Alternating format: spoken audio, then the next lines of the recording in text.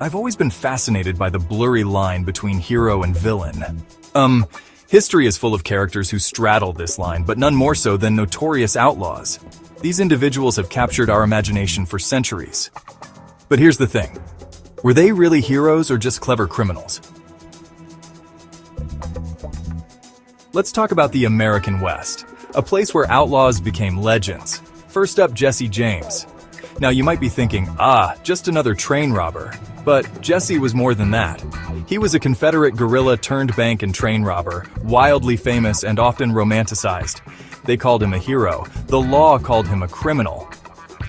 See what I mean about that blurry line? Then we have Billy the Kid. This guy killed 8 men before he could legally drink. 8!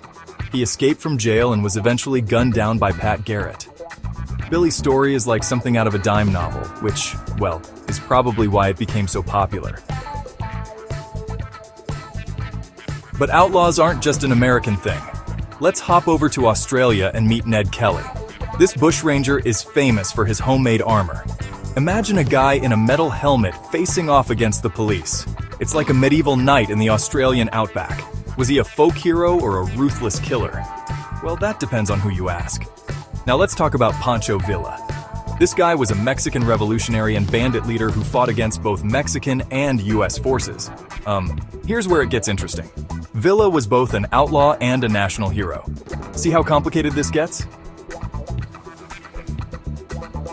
Finally, let's sail to China and meet someone you probably haven't heard of, Zheng Yi Sao. Now you might be thinking, another male outlaw? Nope. Zheng was a female pirate who commanded over 300 ships in the 1800s. That's right, a pirate queen. She was so successful that she basically ruled the South China Sea. Her fleet was larger than many countries' navies at the time. But here's the twist. Unlike our other outlaws, Jung Yi Sao didn't go out in a blaze of glory. She negotiated her surrender and retired peacefully. Not exactly the ending you'd expect for a notorious pirate, is it? So were these outlaws heroes or villains?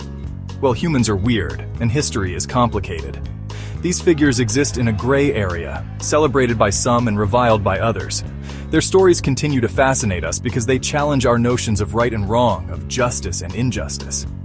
In the end, maybe that's what makes an outlaw truly notorious. Their ability to make us question the very rules that define our society. And perhaps, in doing so, they reveal something about our own complex relationship with authority and rebellion.